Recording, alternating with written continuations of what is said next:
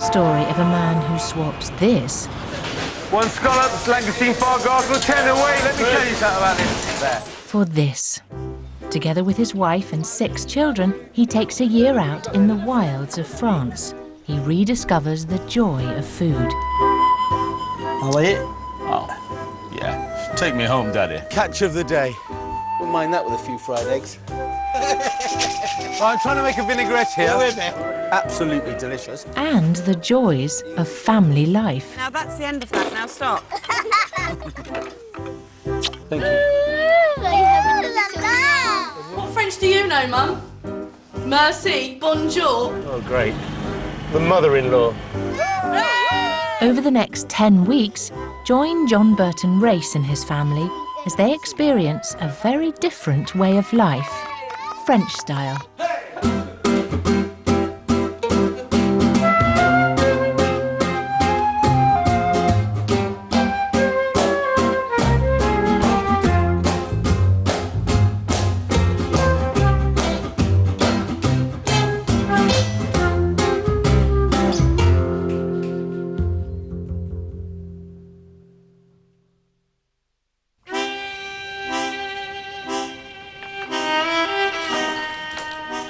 Bye-bye. Hello. Bye, Dan. Bye. John Burton Race has been one of the country's top chefs for over a decade. Every day he travels into his prestigious London restaurant. But very soon, that will be a thing of the past. I'm on the way to my restaurant, the Landmark in London, and this is my last day. And I can't help saying that I feel fantastic about it because the journey is absolute hell. It's a nightmare. It takes 2.5 hours to go about 45 miles. I have no time at home as it is. And this is just crazy. I have to sit there trying to do some work on a mobile telephone, and I'm a chef. You know, it's mad. Over the decades, John's built a reputation that many chefs would die for. He's been the proud holder of 2 Michelin stars for the last 14 years, and his cuisine at the Landmark is famous both sides of the Atlantic. I have a tremendous amount of esteem for John. We've known each other now for about 20 years. His food is bold, his food is engaging, his food is colorful, his food has got shoots. Yeah, there's no doubt. Bit of a hard ass. You know where you stand when you're cooking alongside John Burton Race. Obsessive, manic, and incredibly talented. But this August, in a move that stunned the food world, John's quitting at the top, throwing in his job as head chef at the Landmark and heading for France with his wife and children. When I told people that I was going to leave and I was going to go to France, I think most people thought I was barking mad anyway, but they thought I'd finally flipped. 7-11 at the table, guys, and when you're ready, one scallop. In the kitchen, it's about seconds, it's about timing. It's a hot, sweaty, smelly place, push, shove, bang, crash, noisy. It's like a boxing match and a football match and God knows what else, all put into one. The pressure's enormous. I mean, really enormous. And it's relentless. Because then, at the end of the month, you've got the bills, the suppliers, the salaries, the rent. And then on top of all that, you've got to hit perfection and continue to be a great chef. And there's a price to pay for that. There. I built up this restaurant to the point where I'm not inspired. I'm fed up with the humdrum of it. I've created this monster that's really I'm not in control of anymore. And I just want to be able to get back and actually get excited again, get my enthusiasm for what I always love, which I'm never tired of, and that's cooking. These guys are from Luxembourg, and you know what that means. They are inspectors.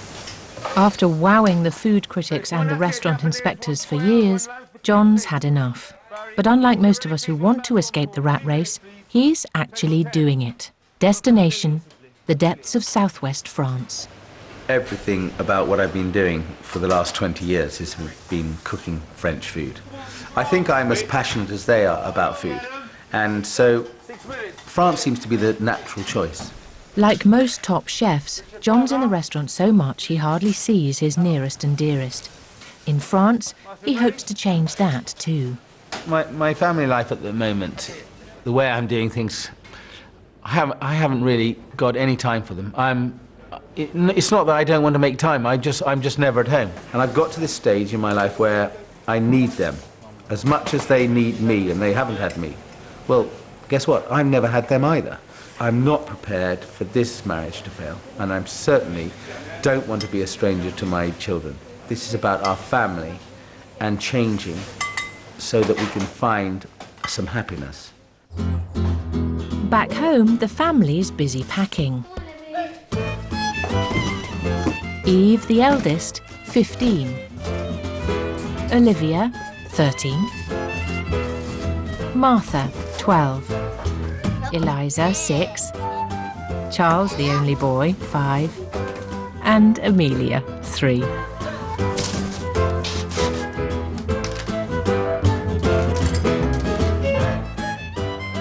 My worst fears for going to France are that I don't know, maybe 1 or 2 of the children absolutely hate going to French schools.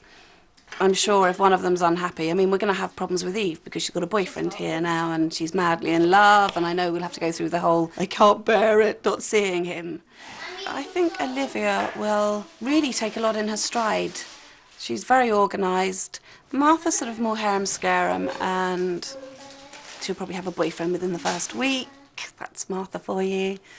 Eliza, she's a great integrator, so I don't think we'll have any problems. Charles and Amelia. Really, I don't think I've got that many fears. And I just hope it all goes well. When I heard that it was going to happen, I was very a bit taken back, because I was concerned about, you know, the family moving there and how the children would get on, because so many of them, and how Kim would like it. Kim's not very good at learning languages, or very good. She's a bit lazy at doing things, Kim. So I think that she'll find it very, very difficult, because she loves living in London and she loves shopping and doing all the other things in London. So she'll feel cut off when she goes there. Hello, Daddy. Hello, Charles. How are you? Been good? Yeah. Did you do some packing? Did you help Mummy? Hello. Hi, Darren. Hi, how was it? Good day? Yeah, very good day. How was yours? How was packing? Oh, God, there's so much to do. Yeah. Right, I've got a map here. I want to show you where we're going. Eve, come and have a look. Right, there's Toulouse. Okay. And we just go down this road towards Carcassonne, and it's about halfway down, and it's a little place here. And look, there's a lake there, Charles. We can go fishing. This is John's passion, John's dream. He sold up his business, so there's enough money to take a year out and go back to basics in France. But he'll have a job convincing Kim and the children it's a change for the better. And these here are the mountains. So we're right at the bottom of the mountains, right in the middle of lovely countryside near a lake. So it's going to be lovely, isn't it? They have to pack by the morning. Then it's 18 hours on the road before they reach their new home, which none of them has seen, except John. Stretching into the foothills of the Pyrenees, Languedoc-Roussillon is one of the least spoilt regions in France. Its farms, villages and market towns are the bastions of many ancient traditions, especially when it comes to food. After a hard day's drive, the family approach their new home in the village of Montferrand, and Eve, the eldest, is already stirring it. There's some beautiful hills. It's a lifeline for me, Dad. There's a It's nice vital. walk, That some is nice vital fishing, for girls. picnics. Shops. No, not picnics, shops. But what else is there around here? Is there any cinemas? No. This is the turning, Oh, kids. God. Montferrand.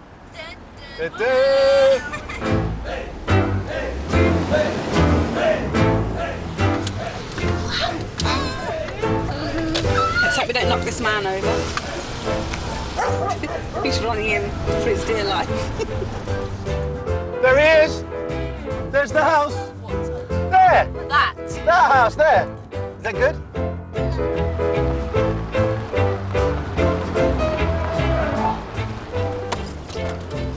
Come on then, Charles. The new home John's chosen is La Garrigue, a large old rustic semi. Well, I love it. What do you think, Charles? Lovely. Yeah? It's miles from any shops or cinemas. Big one, eh? Give it to me. That's the big one. Look at that, on my daddy's key ring. Give it to me. already been robbed. Come on. It's been robbed. Look, cheer up, OK? It's a lovely place. You haven't seen it yet. Get in there. Enjoy yourself. Look at that view. Look at that cedar tree. I just think it needs Mum's touch. I'll tell you one thing, though. Every single room's got lovely views. And you two look so sour. Unbelievable. Look, be happy. Look. The floors are nice. Fresh, clean air. Good country living. It may have lots of rooms with views, but John's failed to spot one big drawback for a family of 8. There's only one loo. And a potty. I really hope you don't think that that's my kitchen equipment. You'll be all right. People just love, you know, when they send some snobby git chef from London out into the sticks with some plastic handled pans. All the chefs will be pissing themselves with laughter, so we give them something to laugh about. If you can't laugh at yourself, you've had it, I think. There's the kitchen cupboard, which we'll forget about. It's better than I thought. It's everything I like. It's me. It's countryside, it's quiet, it's peaceful. You can sit and look outside and watch the seasons change. In front of the house there were wheat fields and poppy fields. They're all ploughed now, but as the months go by, that landscape will change, the colours will change. There's some beautiful trees. There's a conker tree at the back of the garden. There's a green fig in the front garden. Yeah, it's just a place to dream, I think. That's our nearest neighbour over there. We have to do mirror signals. Look at the horses. Next day, John and his family are busy getting their bearings. Their first shopping trip is a vintage French experience, a visit to the local market at Revel. The best one around for many miles, they'll get to know it well. It's open 1 day a week, for everything from fruit and veg to bread and live poultry. Some pigeon and some cheese. Paradise for a London chef determined to get back to his cooking roots. Being here, it's real. The French love their food, and it shows. The ingredients are here, they're the best. I've never had that opportunity, you know. When I worked in the restaurant, ingredients came in, they were accepted or turned away. That was the end of it. So it's going back a bit for me. Right, come on, let's get some bags for the market. It's also a chance to use the French he's been brushing up on. I like this one. Vous pouvez faire un prix spécial pour trois? Dad, will you buy Amelia a basket? It's 20p. Do you want it? You sure? What do you want a basket for? I'll buy it. You're not having a basket. You are a basket, Charles. And he's turning it till all the cheese has gone inside, and that's why it's all elastic now. Look at it, look, watch. It's like an elastic band, watch. Wow. Bonjour. Vous voulez le paquet entier? I really want to see the local people, and I want to see the local ingredients. You know what these are? What are they, Liza? Smell them. Onions. That's it. You know what I'm going to make with these? Onion soup. Onion soup, you got it. The family return for their first lunch at home in La Garrigue. My children don't like, in my opinion, good food. They're junk food kings and queens. Everybody, give me some space now, please. I need to start the onion soup. Come on. Go and help Mum unpack. Please, Olivia. Out of here now, come on. I'm hoping, besides them learning French, experiencing France, they might get into enjoying good food. But who knows? The secret of a good onion soup is twofold, really. One, the onions. They've got to be good, strong onions.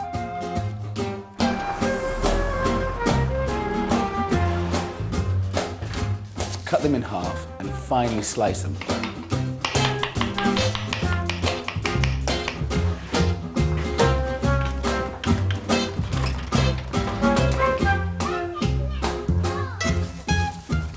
I've got a pan on the stove and I get it really, really hot.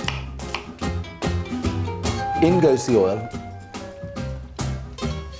and as soon as the oil starts to smoke, a big knob of butter, about 50 grams.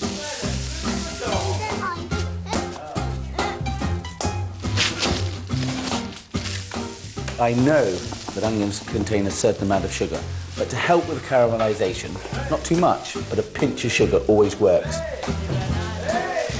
To help with the flavour, big bacon bone. We want a good dark brown colour.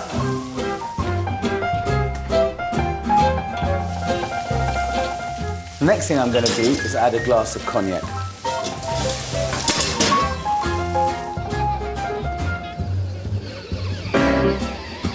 Pour in the white wine, about half a bottle, nice dry white wine, and this has got to reduce down by half. Besides getting a good colour on the soup, you've got to use a really good chicken stock. Cover the onions, bring the soup back up to the boil as fast as possible, and then reduce the flame down to a sort of rapid simmer. Girls, Charles, Kim, hey, lunch is ready. Hello. You better try this, I'm warning you, okay? Tell you what, I'm really going to enjoy cooking for you guys, I tell you what. Oh, that's disgusting. John's new food critics Right. will be the family. He'll cook for them every day. Kim's job in England, as he was always too busy at the restaurant. Once the onion soup is served, his Michelin stars cut no ice. Actually, it's quite nice. Oh, okay. Thank you very much. World famous chef, and it's quite nice. Have you been filling up on chocolate again? No. I wish I had. That last comment's cost you a lot of money, Olivia. Spider-Man eats onion soup. There you go. Charles, eat this, I'll give you €1. Is that nice? Eat this, and I'll give you €2. One spoonful, €3. You try it. Deal. But you like your croutons? Have you tried it or not? Seriously. I have tried it. Right, everybody wants crepes except Olivia and Eve. Eve, can you come and give me a hand, please? It's a far cry from the landmark restaurant. Instead of a brigade of professionals, he's got 6 amateurs, passionate when it comes to crepes with chocolate or apple puree. Oh, look, Daddy, it's broke. Let's see, we have a competition, see who's the best crepe. We're waiting. All right. Right, let me see. Now, how many points did you give me for my onion soup? No, how many points was it? How many points was it? Don't go right over. Just remember where you're putting that. You're putting it at the wrong end. Ah, now it's ruined.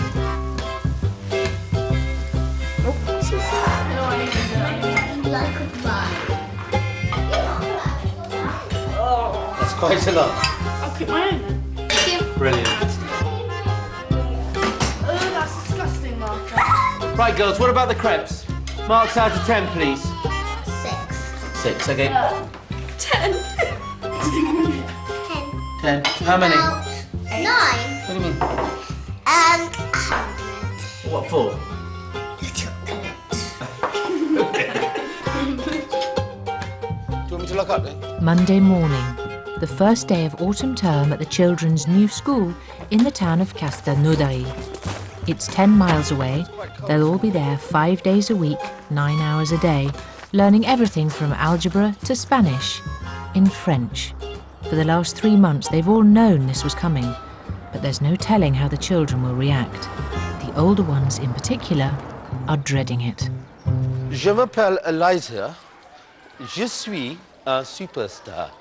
So back off, boys. Here I come.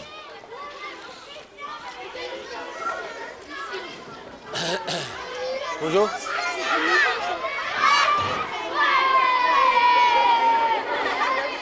It's like the first day of term anywhere for any child or parent, except it's all in a foreign language. Eve's miserable, and it's 6 times worse for Kim. Don't get upset.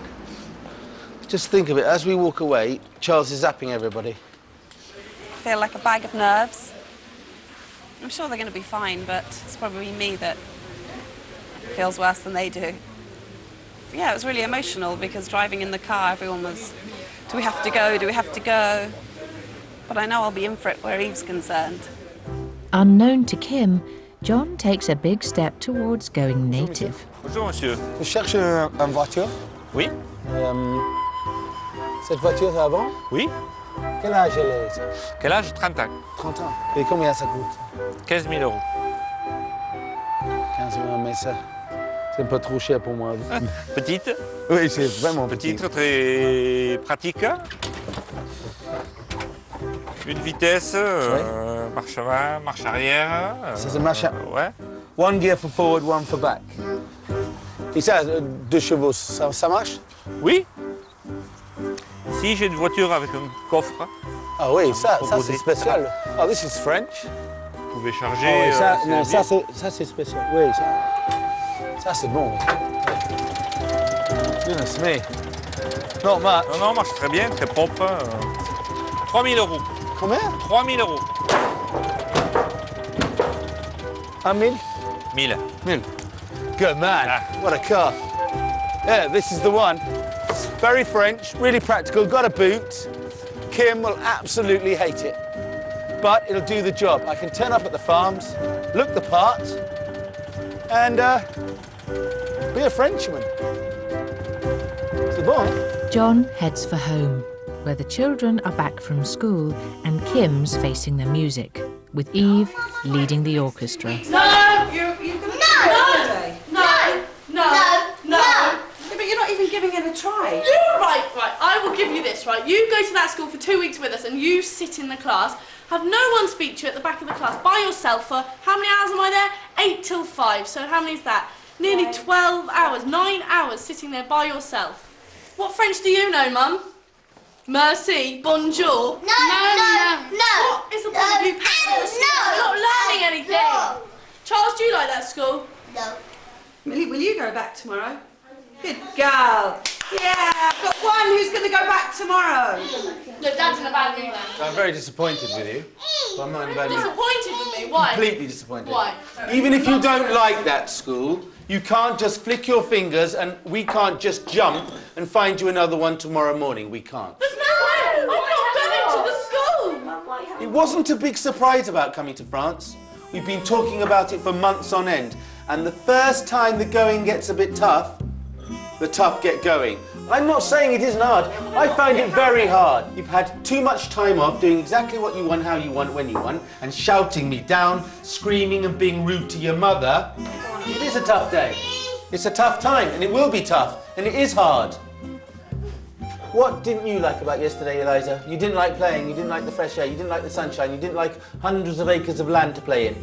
Didn't like the thought of the school. The thought of the school. Yeah. Right, okay. So the rest of the day you had a good time. Today you had a bad time. Well, you know what that's called? Life. You've got to deal with it. We'd all like to have as much money as possible. We'd all like to not do any work. We'd all like to just have it all given to us, everything we want on a plate. But no, you have to go and earn it. In the next episode of French Leave, things are on the up. Yeah, that's just John Louis' portion. No eyebrows. You've got to be very careful when you're doing this. John tries to win round the family with duck, Okay? duck, Like the one with the black head. ducks, and more ducks. I'll be your sheepdog. But you can have too much of a good thing. It just gets to a point, if I see another duck, I'm going to go crazy.